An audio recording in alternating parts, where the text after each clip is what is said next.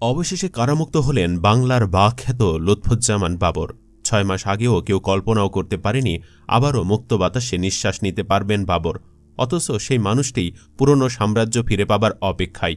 সব মামলায় খালাস পাওয়ায় কারামুক্ত হয়েছেন সাবেক স্বরাষ্ট্র প্রতিমন্ত্রী লুৎফুজ্জামান বাবর। ১৭ বছর কারাবাসের পর দুপুরে তিনি কেরানীগঞ্জ কেন্দ্রীয় কারাগার থেকে ছাড়া পান বলে জানায় কারা অধিদপ্তর। এ সময় কারা ফটকে অপেক্ষমান নেত্রকোনা থেকে আসা তার সমর্থক ও বিএনপি নেতাকর্মীরা তাকে ফুলের মালা দিয়ে বরণ করে নেন।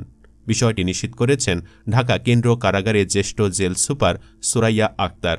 তিনি বলেন, আজ সকালে সাবেক স্বরাষ্ট্র প্রতিমন্ত্রী লুৎফুজ্জামান বাবরের জামিননামার কাগজপত্র কারাগারে পৌঁছায়। কাগজপত্র যাচাই বাছাই শেষে দুপুর ২টার দিকে তাকে কারাগার থেকে মুক্তি দেওয়া হয়। বাবরের মুক্তির খবরে নেত্রকোনা থেকে তার সমর্থকেরা ঢাকা কেন্দ্রীয় কারাগারে ভিড় করেন। পরে বাবর কারাগার থেকে মুক্তি পেলে তারা ফুল দিয়ে শুভেচ্ছা জানান।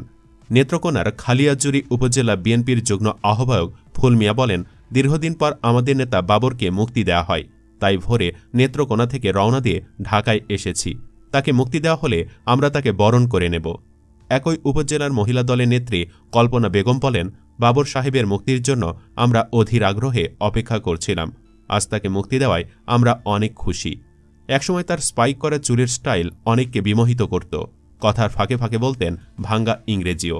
কথিত আছে, এক কাপড় নাকি দ্বিতীয়বার পরতেন না বাবর। ছিলেন সুগন্ধিপ্রিয় ও বেশ ঝটপট। আধুনিক সেই মানুষটির জীবন পুরোটাই বদলে গিয়েছিল কারাগারে গিয়ে। মনে আছে কি উই আর লুকিং ফর শত্রুজ বলা সেই বাক্যটি? এখনও কারো মুখে শুনলে তার মুখখানি অনেকের চোখে ভেসে ওঠে।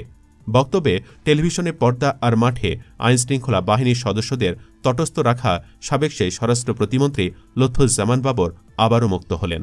গত মঙ্গলবার চট্টগ্রামে আলোচিত ১০ ট্রাক অস্ত্র চোরাচালানের ঘটনায় অস্ত্র আইনে করা পৃথক মামলায় যাবজ্জীবন কারাদণ্ডের দায় থেকে খালাস পান লুৎফুজ্জামান বাবর।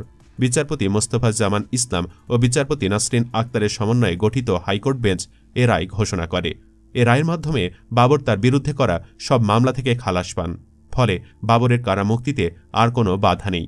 লুৎফুজ্জামান বাবরের মুক্তির মধ্য দিয়ে ভাটি বাংলা তথা বাংলাদেশের গণমানুষের আকাঙ্ক্ষা পূরণের পথ প্রশস্ত হবে বলে আশা প্রকাশ করেছেন তার স্ত্রী তাহমিনা জামান শ্রাবণী। তিনি সংবাদ মাধ্যমকে বলেন, দীর্ঘ ১৭ বছর পর আদালতের রায়ে ন্যায়বিচার প্রতিষ্ঠিত হয়েছে। দেশের জনগণ তার মুক্তির জন্য অধীর আগ্রহ নিয়ে অপেক্ষা করে আছে। তিনিও জনগণের কাছে ফিরতে উদগ্রীব হয়ে আছেন। ২০০৭ সালের ২৮ মে আটক হন লুৎফুজ্জামান বাবর। এরপর বিভিন্ন মামলায় তার দণ্ড হয়। এর মধ্যে ২টি মামলায় তার মৃত্যু দণ্ডাদেশ হয় এবং একটিতে দেওয়া হয় যাবজ্জীবন কারাদণ্ড। তবে গত বছরের ৫ আগস্ট ছাত্র জনতার অভ্যুত্থানে আওয়ামী লীগের সরকার পতন হওয়ার পর এসব মামলার আপিল শুনানি শেষে একে একে খালাস পান বাবর। এর মধ্যে গত ২৩ অক্টোবর দুর্নীতির মামলায় ৮ বছরের দণ্ড থেকে এবং ১ ডিসেম্বর ২১ আগস্ট গ্রেনেড হামলার মামলা থেকে খালাস পান তিনি। ২১ আগস্টের মামলায়ও বাবরকে মৃত্যুদণ্ড দিয়েছিলেন বিচারক আদালত।